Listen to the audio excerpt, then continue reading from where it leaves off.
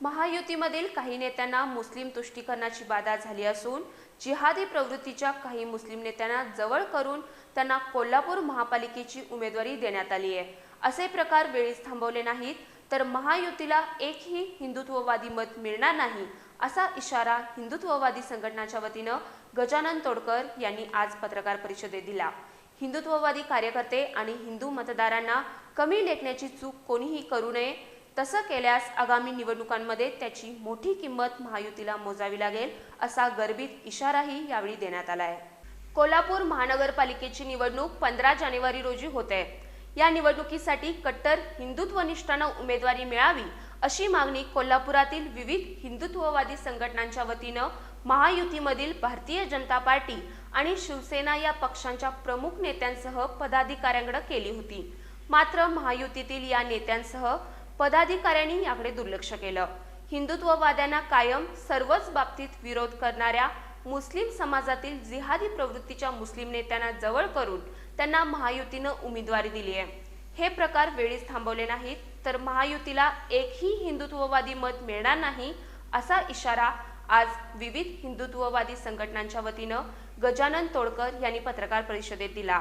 कोल्हापूर जिल्ह्यातील सर्व आमदार निवडून येण्यामध्ये हिंदुत्ववादी मतदार आणि कार्यकर्त्यांचा मोठा वाटा आहे। मात्र सत्ताधाऱ्यांना याचा विसर पडल्याचा आरोपही त्यांनी केला।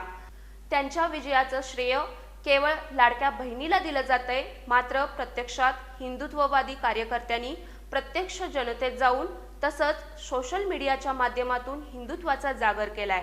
त्यामुळेच महायुतीला यश मिळाल्याचं या नेत्यांनी विसरू नये असं त्यांनी सांगितलं। महायुतीतील काही नेत्यांकडून हिंदुत्ववाद्यांना अपमानास्पद वागणूक दिली जाते, याचे गंभीर परिणाम त्यांना भोगावे लागतील असं तोडकर यांनी सांगितलं। हिंदुत्ववाद्यांच्या जीवावर निवडून आलेल्या नेत्यांनी मुस्लिमांचं तुष्टीकरण थांबवावं, अन्यथा त्यांना याची किंमत मोजावी लागेल असा इशारा त्यांनी यावेळी दिला। माझं इथल्या हिंदुत्ववादी नेत्यांना आव्हान आहे की जर सातत्यानं जो आमच्या देव देश धर्माच्या आडवं येतो, हिंदुत्ववादी कार्यकर्त्यांच्या आडवं येतो, आमच्यावर गुन्हे दाखल करावा म्हणून मोर्चा काढतोय, त्याचा तुम्ही प्रचार करणार आहात का?